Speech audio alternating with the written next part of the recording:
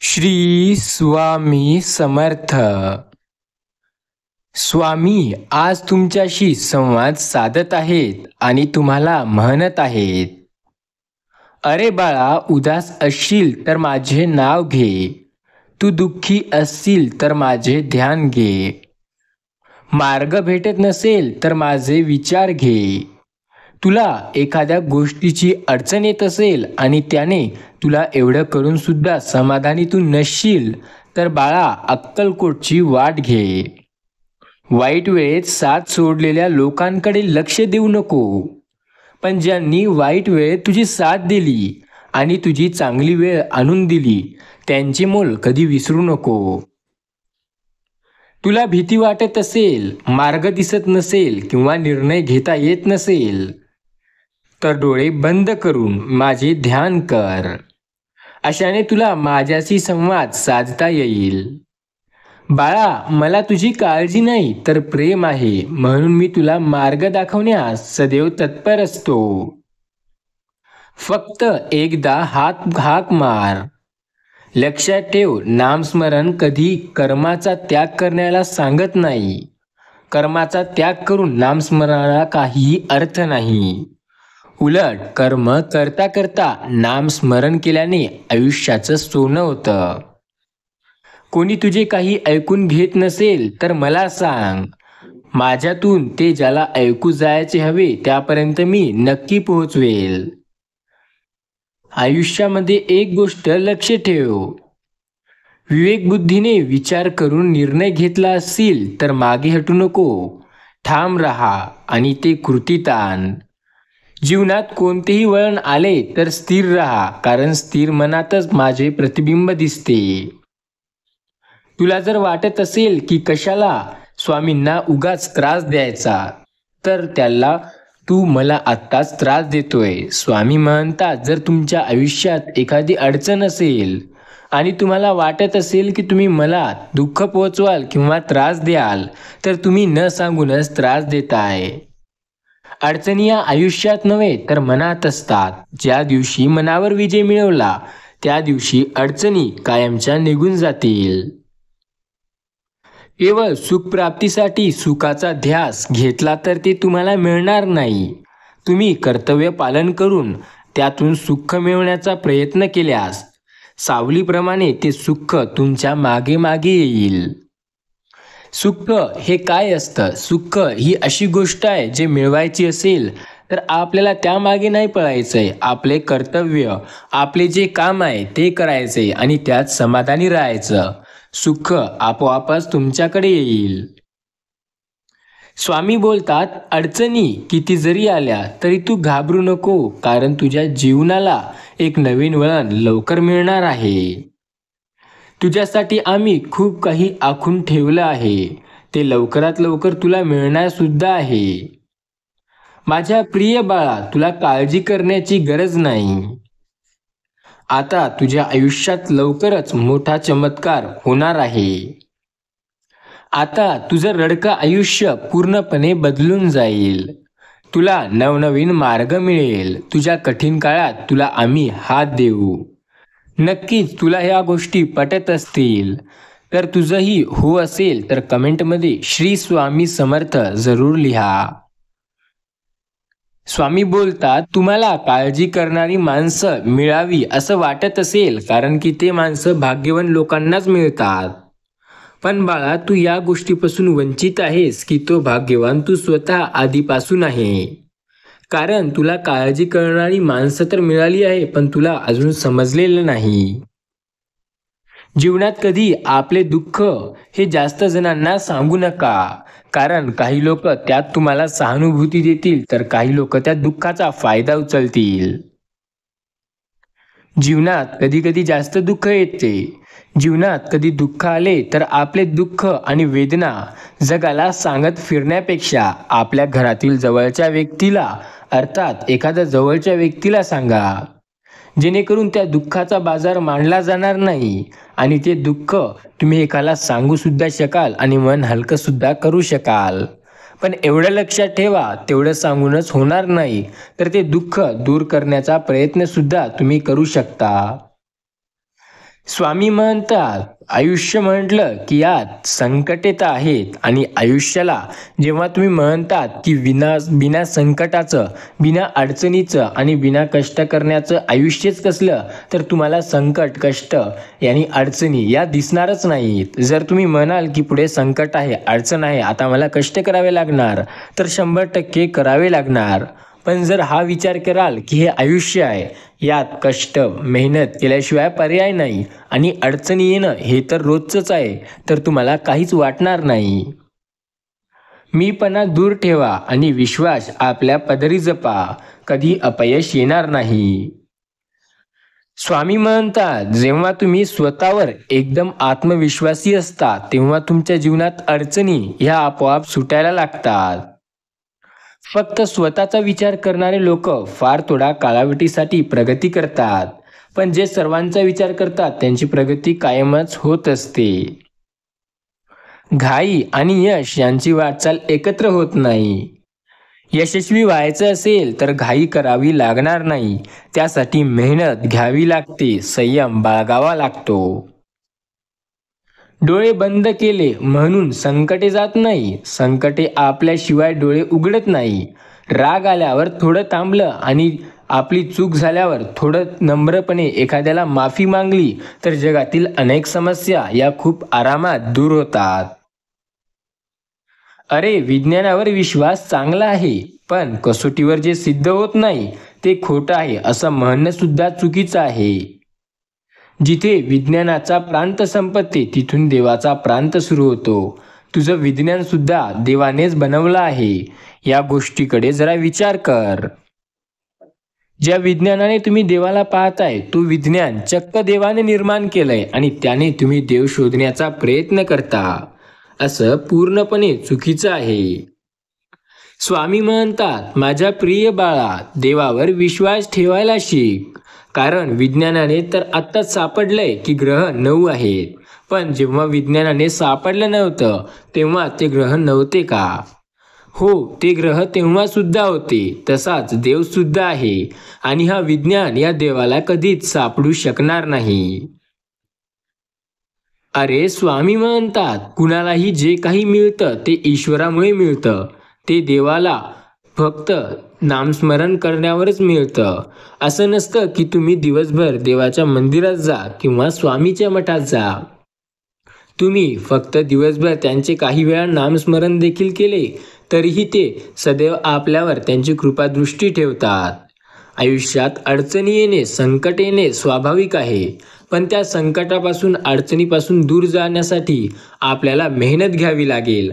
आपल्याला विचार करून निर्णय घ्यावे लागतील. काही गोष्टी टाळाव्या लागतील तर काही गोष्टी नवीन जीवनात उपयुक्तीला आणाव्या लागतील. मनुष्याला अहंकार नसावा, फक्त समाधान असावं. अरे, या अहंकारामुळेच तर मनुष्य 74 लक्ष योनी फिरत राहतो. मार्ग त्याला मिळत असतो तो म्हणजे मोक्षाचा, पण तो तरीही अहंकार ठेवतो. त्यामुळे त्याला देव प्रत्येक गोष्ट पूर्णपणे केल्याशिवाय सोडत नाही. कुणावरही आंधळा विश्वास नको. जोपर्यंत आम्ही आहे तोपर्यंत कोणीही तुमचं काही वाकडं करणार नाही. मोहापासून सावध राहिलं पाहिजे. मोह हा मोक्षाच्या वाटचालीतील फार मोठी बाधा आहे. ज्या व्यक्तीला घराचा, गाडीचा मोह असतो असा व्यक्ती कधीच समाधानी अथवा सुखी राहू शकत नाही. जो व्यक्ती यांचा मोह सोडतो त्यांच्याजवळ सर्व काही येते आणि ते सुखी सुद्धा असतात. तू कधी मोह सोडून बघ, देव स्वतः तुला ज्या गोष्टी आवडतात ते द्यायला लागेल. दुसऱ्याचं ऐका, पण आचरणात आणण्यापूर्वी त्याला आपल्या बुद्धीने डबल चेक नक्की करा. त्याला जेव्हा तुम्ही आपल्या जीवनात वाटचालीस आणाल तेव्हा ते तुम्हाला जमते की नाही आणि योग्य आहे की नाही ते पहा. दुसऱ्याचा सल्ला 70% चुकीचा असतो, कारण तो तुमच्या प्रगतीवर जळूनच तुम्हाला सल्ले देत असतो. अरे, निराशाने आपली एखादी गोष्ट ही आपल्याला मिळत नाही. निराशा सोडून जर आशावादी राहिलो आणि मेहनत केली तर नक्की प्रत्येक गोष्ट मिळू शकते.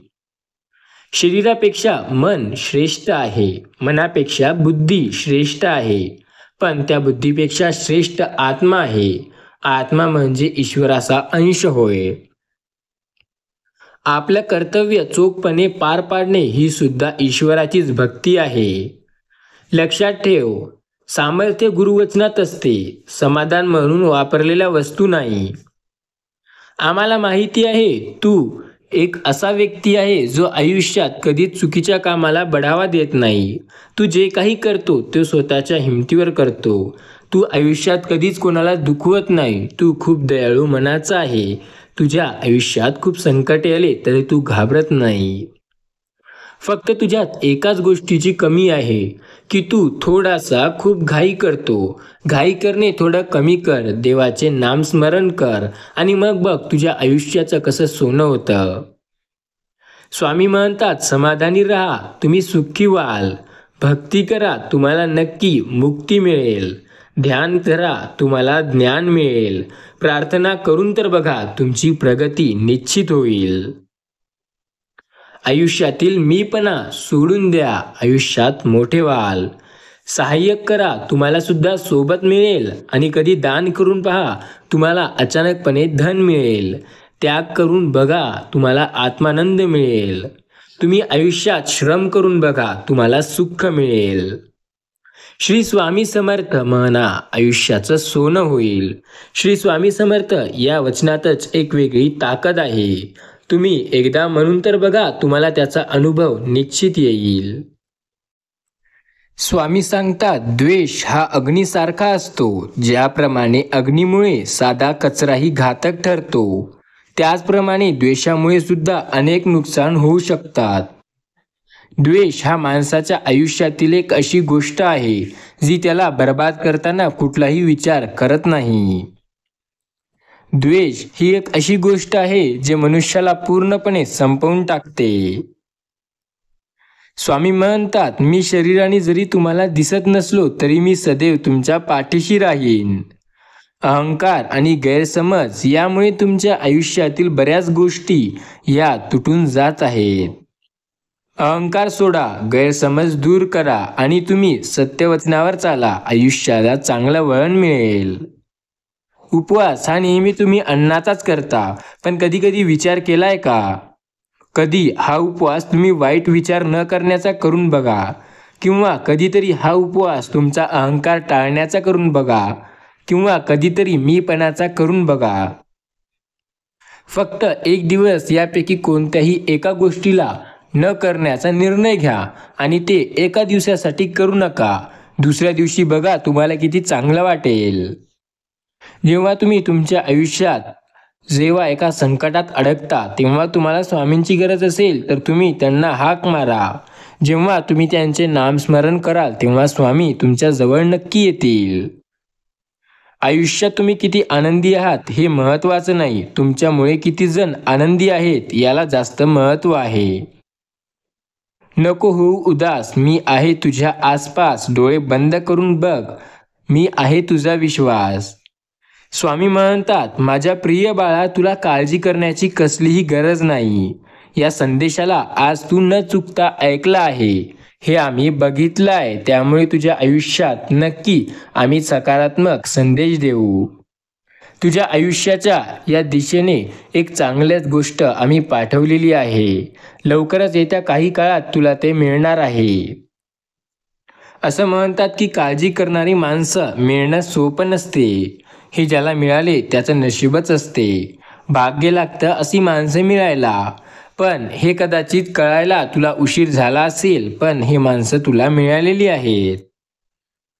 श्री स्वामी समर्थ म्हणतात, तुमच्या कोणत्याही चांगल्या विचारांना या जगात कोणतेही विष मारू शकतच नाही आणि कोणत्याही वाईट विचारांना कुठलेच औषध वाचवू शकत नाही. ज्यावेळी तू जाशील काळोखात त्यावेळी तुझी सावली सुद्धा सोडेल तुझी साथ. तू घाबरू नको, स्वामीच पकडतील तुझा हात.